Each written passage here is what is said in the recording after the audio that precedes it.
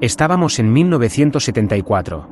La tecnología espacial, gracias a los miles de millones de dólares del contribuyente, había avanzado significativamente, aunque no todo lo que nos gustaría. La nave con la que tendría que ir no distaba mucho del Eagle, pero sí se parecía más a lo que hoy entendemos como una nave espacial. Mis compañeros y yo, los cuales no revelaré nombre alguno, podríamos ir un poco más cómodos que Armstrong, Aldrin y Collins en la lata de sardinas que les trajo de vuelta. Nuestra nave pertenecía a una nueva generación de vehículos espaciales que más adelante empezarían a tomar una forma mucho más revolucionaria, más rápidas y espaciosas y, lo que es más importante, más seguras. En cuanto a la Luna, esta misión, ultrasecreta, no tenía como objetivo esta vez encontrar minerales, sino en explorar esa extraña cueva, tan perfectamente simétrica, que no cabía duda que alguien la había construido. Era tan grande que podían entrar 747 puestos uno al lado del otro, tal y como pudieron comprobar los expertos según los cálculos comparativos de telemetría. No nos cabía la menor duda, que la Luna estaba habitada, o en su defecto visitada, por algo, por alguien. ¿Pero por quién? Del espionaje, solo pudimos sonsacar que no eran nuestros enemigos tradicionales, pues salvo Estados Unidos, ni siquiera Rusia tenía todavía una tecnología suficiente como para llegar a la Luna sin que nos enterásemos. Así pues, podíamos descartar todos los demás. En nuestro círculo, un alto mando de los servicios secretos argumentó que solo podía tratarse de algún programa paralelo al nuestro, igual de secreto y del que no teníamos constancia. Una suposición que los generales desestimaron por absurda, pues ellos lo sabrían y además, ¿qué sentido tenía? La posibilidad de que fuera alguna civilización extraterrestre cobraba fuerza a medida que obteníamos más datos y fotografías de la Luna. De las extrañas ruinas, de los obeliscos, de los monolitos, de las empinadas torres de más de 50 metros de altura, o de los mismos destellos de los cráteres, entre otras cosas igual o más de desconcertantes. Todo eso había y mucho más, y ninguno de aquellos misterios, entre tantos otros, habíamos podido desentrañar después de 6 años. Las investigaciones habían resultado infructuosas y volvíamos al principio, a 1969 y a las extrañas naves discoidales que vieron los astronautas. Aquellas naves eran algo, y ese algo tenía que estar comandado por alguien. Sin embargo, todos aquellos vestigios inteligentes que habíamos podido detectar, tenían una misma cosa en común, incluida la cueva. Eran extremadamente antiguos. Nadie se atrevió a señalar cuánto tiempo podían estar ahí. Las fotografías y la telemetría comparadas con vestigios terrestres indicaban que todos aquellos restos se asemejaban en sus características con las ruinas de Uruk, Urk, Göbekli Tepe, es decir, de las ciudades más antiguas de la historia. Por lo tanto, todos aquellos restos arquitectónicos, si debíamos fiarnos de los datos comparados, tenían que tener una antigüedad de más de 7000 años, con la diferencia que todas aquellas ruinas lunares tenían un aspecto mucho más avanzado. No obstante, ¿quién habitaba la Luna hacía 7000 años? ¿Tendrían razón las disparatadas teorías de los antiguos astronautas? ¿Podrían ser aquellas naves discoidales y sus tripulantes los artífices de todas aquellas ruinas? ¿De la cueva? ¿O fue otra mucho anterior y éstas las habían descubierto antes que nosotros? Las incógnitas se bifurcaban igual que las raíces de un árbol para llegar a ninguna parte. La única manera de encontrar respuestas era ir a la Luna de nuevo, una y otra vez hasta descubrir la verdad. La misión para la que fui seleccionado tenía un único objetivo: explorar aquella cueva, supongo que para encontrar algo, aunque ciertamente nadie sabía que se podía encontrar dentro de una cueva en la Luna. Personalmente hubiera preferido ir a coger rocas a la superficie y volver como hicieron los demás astronautas, pero había que admitir que esta misión era mucho más emocionante y además muy bien pagada, por lo tanto no dudamos en aceptar el trabajo. Esta vez, a diferencia de Armstrong, Collins y Aldrin, yo y mis 2 compañeros sí sabíamos a dónde íbamos y a qué nos exponíamos. Nuestro entrenamiento fue rutinario y como el de cualquier otro astronauta, salvo por una particularidad. Nos entrenaron en combate cuerpo a cuerpo y en el manejo de armas automáticas de gran alcance.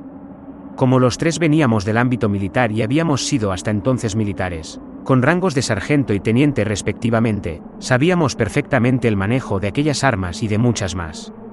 Los ideólogos de este programa se mostraron convencidos de que debíamos de ir, por decirlo de algún modo, entrenados, evitando decir armados. Pudimos deducir que esperaban la posibilidad de que encontráramos entes hostiles, y que ya sabíamos lo que teníamos que hacer. Pensé que una acción así, contra unos seres que podían tener aquellas naves de poco o nada iba a servir. Más bien, tal y como les dije, habría que preocuparse de con qué podían atacarnos ellos, si lo hacían. Se mostraron inflexibles e insistieron sin discusión alguna en el entrenamiento militar y la dotación de armas para ir a la Luna. Mis compañeros y yo pensamos en lo ridículo de tal decisión, pero accedimos. Nuestro lanzamiento estaba preparado. Todo en el más absoluto de los secretos. Cuando estás en el Área 51 no tienes que preocuparte por los testigos o por quién pueda verte desde lejos. Allí en una zona próxima al lago Graham, todo estaba listo. Resultaba paradójico que hacía 5 años, algo así había sido visto por millones de personas y ahora, a nosotros, allí en aquel desierto. Solo una veintena de personas iban a ser los afortunados en vernos marchar a la Luna, una vez más. Estoy seguro que Armstrong, Aldrin y Collins hubieran cambiado toda aquella parafernalia y protagonismo por una nave como la que teníamos nosotros, mucho más moderna, segura y fácil de pilotar. No los envidié en absoluto en aquellos momentos. Posiblemente no habría accedido a la misión si hubiera sido en un cacharro como el Eagle. Así pues despegamos a las 3 de la madrugada de un miércoles, que es cuando menos tráfico aéreo había. Los motores estallaron con un sonido ensordecedor. Costaba entender cómo todo aquel estruendo no fuera oído por nadie más. Pareciese el Área 51 el lugar más aislado de la Tierra y sin embargo, estaba solo a algo más de 80 kilómetros de Las Vegas, la ciudad del pecado y del ruido. Un ruido siempre perenne que nos ayudaba a pasar más inadvertidos. Por otra parte, la comunicación por radio era fluida y nítida, como debía haber sido desde el principio. Ni yo ni mis compañeros estábamos nerviosos en absoluto, pese a que ninguno había estado nunca en el espacio, tal vez, debido al secretismo de la misión. Al no tener millones de ojos encima, todo era más rutinario. Cuando atravesamos la estratosfera y llegamos al espacio, observamos la Tierra y cómo nos alejábamos de ella, en pos de una luna que se volvía más grande. Cuando estás en el espacio, sencillamente, no puedes olvidar la imagen de la Tierra en toda su magnitud. Estará grabada en mi mente a fuego, para siempre. Aquella bola azul, suspendida en mitad del vacío, tan pequeña y tan grande al mismo tiempo, tan llena de vida y tan sublime. Verla de aquella manera, brillante en mitad del vacío, en mitad de la oscuridad del espacio infinito, se me antojó como ver una joya de un valor incalculable, hermosa, delicada, única, como un hijo al que hay que cuidar y quieres con toda tu alma. Aquella imagen cambió mi percepción del mundo para siempre, y para mis compañeros, que no dejaban de observarla con la boca abierta, pienso que también, los cuales argumentaban que no habían visto nada tan bello. Pienso que si todo el mundo pudiera ver el planeta como yo lo vi, no se atreverían ni a arrojar el papel de un caramelo al suelo. Nuestra atención empezó a centrarse en lo que teníamos enfrente, una luna cada vez más y más grande que percibíamos como una ensoñación. Todo fue bien, y no tuvimos ni uno solo de los problemas que habían tenido las otras misiones. Habíamos tenido suerte al fin y al cabo, de haber podido tripular aquella nave sin nombre, sin número, como un fantasma espacial. Salvo la zona de aterrizaje, no hubo ninguna dificultad. La luna, a diferencia de las fotos que solemos ver, donde todo está sospechosamente limpio, en realidad todo está llena de piedras y rocas enormes, están por todas partes, incluso en la llanura donde teníamos previsto aterrizar. Teníamos que calcular bien nuestros pasos para no acabar estrellados contra ninguna de aquellas rocas, algunas del tamaño de un todoterreno. Finalmente aterrizamos, con una suave maniobra similar al de los helicópteros, aunque tal y como dijo uno de mis compañeros, igual que el aterrizaje de un Harrier, apagamos el motor de la nave, al 66% de combustible, más que suficiente para volver a casa. Miramos por la ventanilla antes de salir al exterior. He de decir que ninguno de nosotros estaba especialmente entusiasmado de estar allí, tal vez por no ser los primeros, tal vez porque no veíamos más que una llanura desértica de color gris azulado, no muy diferente del Valle de la Muerte en invierno en una noche de luna llena, o sencillamente por temor a lo que pudiéramos encontrarnos y que por mucho entrenamiento que tuviéramos, ninguno de nosotros sabía que estábamos preparados. Nos pusimos los trajes, dispuestos a salir al exterior, más modernos y ligeros que ningún otro. Ya nos habían advertido que en nuestra misión, con nosotros, íbamos a ser cobayas en algunos aspectos. Este era uno de ellos, nuestro traje, color gris y no blanco, hechos para mimetizarnos con el contorno lunar, estaban más preparados para soportar la radiación, más flexibles y con mayor capacidad de oxígeno. Agarramos las armas tal y como el protocolo nos había ordenado, unos fusiles de aspecto futurista que no había visto en mi vida, similar a los Arctic de hoy en día, incluso más futuristas, lo cual era bastante para su época. Su funcionamiento, en cambio, era sencillo, similar a un AK-47. Así pues nos los anudamos a la espalda metidos en una funda. Abrimos la escotilla y salimos al exterior. Preparados. Un pequeño y secreto paso para el hombre, un gran salto desapercibido para la humanidad, dijo uno de mis compañeros en una sonrisa mientras dejaba su propia huella en la superficie. Reímos. Caminar por la luna era bastante divertido, pero costaba acostumbrarse. Lo más parecido que puedo decir era a caminar debajo del agua, pero sin agua. Por lo tanto, caminabas con la misma ligereza y flotabilidad, pero sin la presión que más o menos te mantiene de pie. Por lo tanto, era fácil caerse, aunque debido a la baja gravedad, también era fácil poner las manos o las rodillas sin sufrir daño, debido a la baja gravedad, que hacía que todo pareciese ir en cámara lenta. Dejamos estacionada la nave en un llano rodeado de rocas, que la hacía camuflarse desde la lejanía. La gruta estaba a unos 1200 metros de donde nos encontrábamos. Después de una primera toma de contacto, nos pusimos en marcha sin más dilación. Uno de los 3 miembros se quedó en la nave, lo habíamos echado a suertes, pues en principio no estaba contemplado y la misión nos había obligado a que fuéramos los 3, pero creímos más prudente que uno de nosotros permaneciera en la nave en todo momento, por si las cosas se ponían feas o en el peor de los casos, que al menos uno pudiera regresar a la Tierra. Pude comprobar cómo al astronauta al que le tocó permanecer en la nave respiraba con cierto alivio. Estaba claro que no tenía gana alguna de ir a explorar aquella cueva, le ponía nervioso, algo que por otra parte, ninguno de los otros 2 que estábamos podíamos disimular demasiado. Ciertamente introducirnos en una cueva en la Luna podía parecer emocionante, pero en realidad el temor era la sensación que imperaba. Estar en la Luna es muy extraño. Mientras mi compañero y yo caminábamos a grandes saltos, no parábamos de tener la certeza de que alguien o algo nos estaba siguiendo, y más de una vez, nos parábamos para mirar en todas direcciones esperando encontrar algo que era mejor no saber. Afortunadamente, no veíamos nada, pero eso no impedía que de vez en cuando echáramos la vista atrás. En aquel lugar en medio del espacio, donde no había ni una brizna de vida que lo adornase, teníamos la sensación, en todo momento, de que alguien nos observaba. Por lo tanto nuestras zancadas se hacían cada vez más nerviosas y apresuradas a medida que nos encaminábamos hacia la cueva. Mientras tanto, el compañero que permanecía en la nave se mantenía ocupado revisando todo el aparataje de la nave y disfrutando del paisaje lunar desde las ventanillas. Apenas nos comunicábamos con él, por el momento. Llegamos a la entrada de aquella cueva sin dar crédito a lo que veíamos. Delante de nosotros se erguía una gruta inmensa, como si fuera la boca de un monstruo gigantesco. Tan grande y alta que perfectamente podía entrar en ella la Estatua de la Libertad si ésta caminase. Mi compañero y yo nos miramos, estupefactos. En ningún momento imaginamos que algo así podía existir en la Luna. Pero allí estaba, una gigantesca gruta, que parecía tallada en la mismísima roca que conformaba un promontorio lunar, con una forma que recordaba a los arcos ojivales de las catedrales medievales europeas. La luz del sol la iluminaba de tal manera que el juego de luces y sombras no permitía ver nada más allá de su entrada salvo una inmensa negrura. Preparamos el protocolo 1, nos dispusimos a entrar en la gruta, activando las potentes linternas que teníamos a ambos lados del casco. Solo disponíamos de 8 horas de oxígeno, pues así contábamos el tiempo que teníamos. Por lo tanto, solo podríamos avanzar unas 3 horas y 45 minutos hasta dar media vuelta y volver de nuevo a la nave. No sé si fue por la malsana sensación de ver aquella gruta o qué razón, pero tanto mi compañero como yo estábamos muertos de frío. Sabiendo que dentro del traje estábamos a 18 grados nos fijamos en el suelo y algo nos llamó poderosamente la atención. Estaba lleno de marcas muy raras, de algo que se arrastraba pero que no podíamos saber qué era.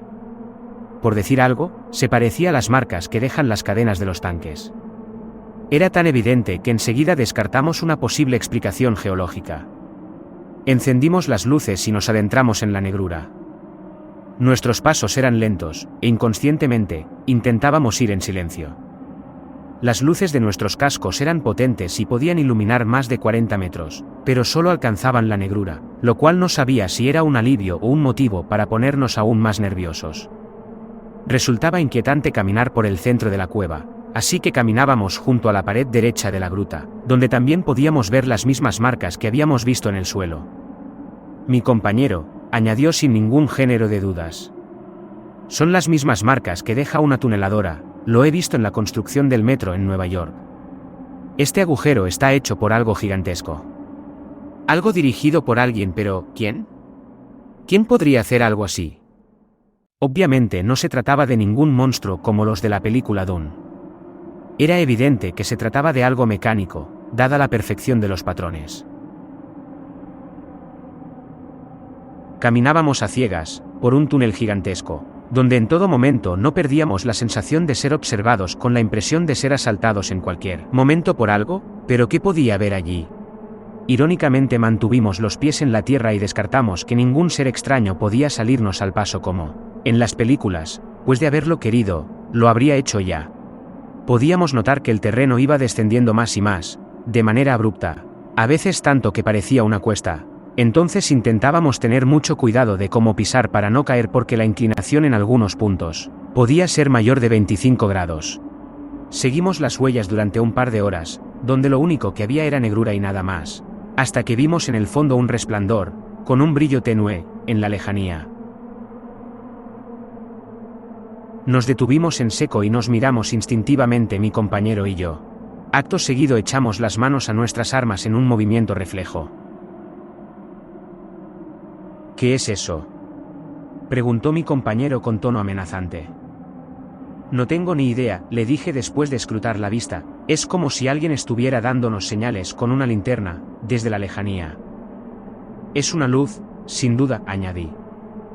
El resplandor tenía un tono dorado, similar al oro o al bronce cuando le da el sol, pero con un tono mucho más apagado.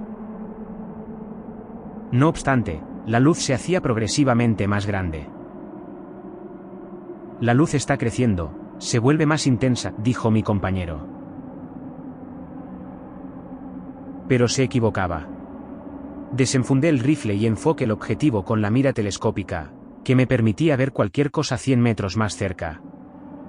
Pude ver aquella luz con más detalle.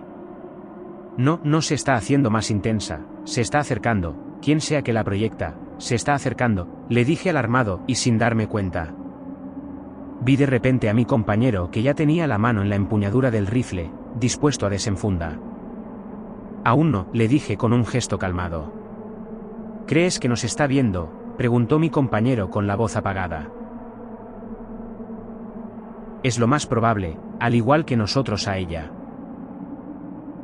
Aunque la luz de nuestros cascos es mucho más pequeña, a más de 50 metros nadie debería poder vernos.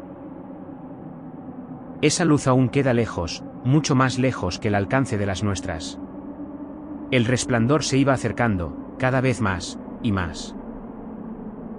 Viene directamente hacia nosotros y diría que muy rápido. ¿Qué hacemos?, preguntó mi compañero como si fuera una orden. Deberíamos salir de aquí, salir echando leches. Pero no nos va a dar tiempo a salir del túnel, ni siquiera vemos ya su salida. Y esa cosa se acerca a toda velocidad. Pongámonos a cubierto, y recemos para que pase de largo y no nos vea. Entendido, pero ¿dónde?, dijo mi compañero mirando nerviosamente en todas direcciones. No hay nada donde esconderse. Pero afortunadamente sí lo había, después de mirar por todas partes. Se nos reveló una grieta en un lado del túnel, lo suficientemente grande como para permanecer ocultos. Vamos, tenemos que escondernos ahí. Aprisa, esa luz viene a toda velocidad. No dirigimos sin perder ni un segundo al improvisado escondite, sin percatarnos de algo casi tan extraño como la luz que se nos aproximaba. Ya no se percibía gravedad lunar y caminábamos casi como en la Tierra. Apagamos las luces de nuestros cascos, confiando en que nadie nos hubiera visto y allí, escondidos, nos quedamos esperando, expectantes. Asomando levemente la cabeza para ver qué cosa era aquel extraño resplandor. A menos de 100 metros una luz dorada se aproximaba con suma rapidez. Era tan grande, que ocupaba más de la mitad del túnel, de aproximadamente unos 150 metros de anchura. Es entonces cuando la pudimos ver con nitidez, aunque no por mucho tiempo, pues pasó como una exhalación. La luz emergía de un objeto en forma de discoidal con una cúpula en su parte inferior, donde la luz era más intensa. Parecía todo metálico, construido de una sola pieza. No vimos remaches, ni ventanas, ni ruedas, ni nada que se pareciera a un avión, y me pareció una máquina tan increíble que me pregunté cómo demonios la habían construido. Pasó tan rápido, que no tuve tiempo de fijarme en mucho más, ni mi compañero tampoco, que permaneció con la boca abierta observando a aquella cosa, que cruzó a nuestro lado a una velocidad que podríamos calcular de Mach 2 por lo menos. Se movía por el túnel con gran habilidad, con claras evidencias de salir de allí, como si tuviera prisa por salir a la superficie. Aquello, puedo decir, sin ningún género de dudas, que no era de nuestro mundo. Ninguna máquina humana ni nadie podría pilotar un objeto como aquel a aquella velocidad a través de un túnel.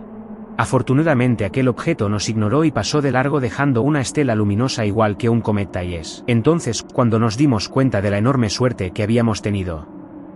No podría decir si aquel objeto o quien fuera el que lo tripulase nos había visto o no, pero sí puedo decir que nos ignoró por completo, lo cual nos supuso un alivio. Salimos de la grieta y volvimos a estar envueltos de nuevo en oscuridad. En aquel momento pensé en los extraños discos plateados que vio Armstrong y me pregunté si serían los mismos. Prácticamente las descripciones coincidían notablemente. Prosigamos, dijo mi compañero con determinación sacándome de mi razonamiento. A los pocos instantes una llamada de nuestro compañero, desde nuestro módulo lunar, nos advirtió de algo enorme y brillante que había salido de nuestra cueva, pasando por encima de nuestra camuflada nave e ignorándola para salir disparada hacia el espacio en dirección a la Tierra.